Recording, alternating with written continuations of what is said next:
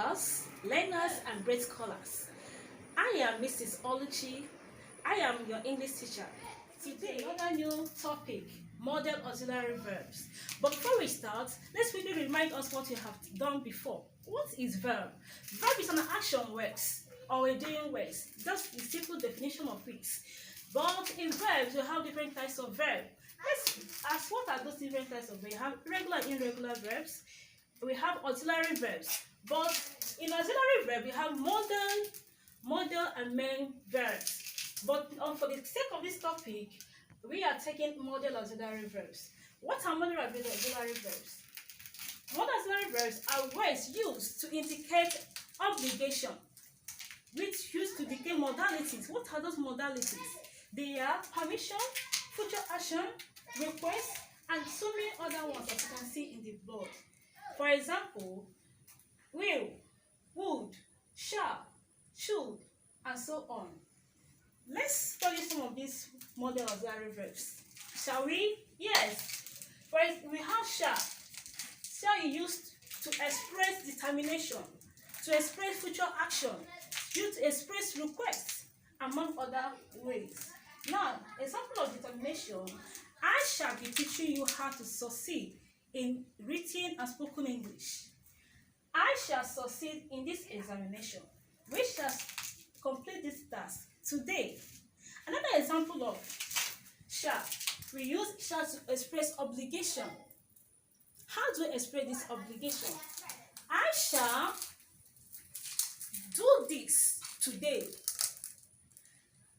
The obligation is particularly used in second and third person singular and plural.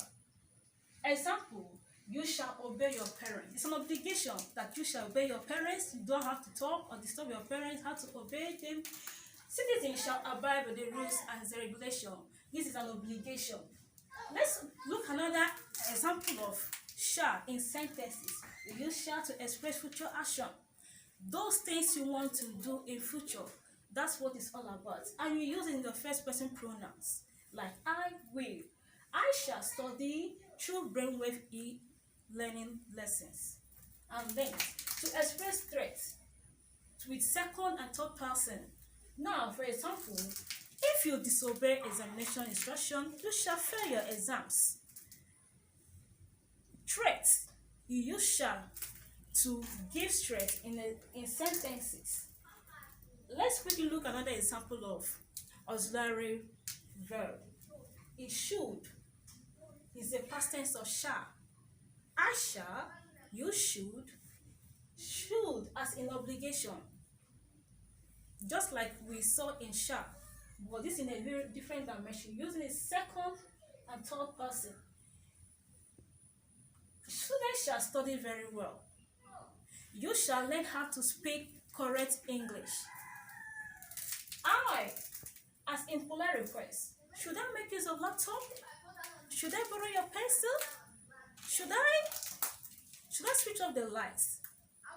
You shall to indicate or express request in a polite manner. Should I take your pencil? No, express it in a polite manner. Let's quickly look at another example of modal auxiliary verb, which is will.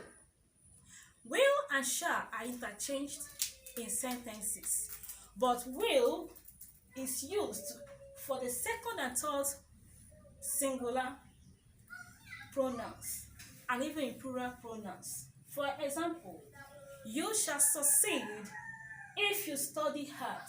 It's a future action, which means the examination has not taken place, and if you study very well, you shall succeed. Determination. We shall defeat them. Are you getting me? You shall defeat them in their competition. To take determination. The last one is request. We use will to express request. Will you accompany me to the cinema? Will you be there to assist me? No, you shall know that shall, it has greater emphasis. It has greater force.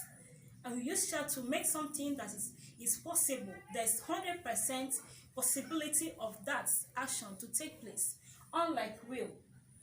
Today, we can call it a day. This is the what we have for you for today. In our next lesson, we shall be talking about can, would, will, would, and other ones.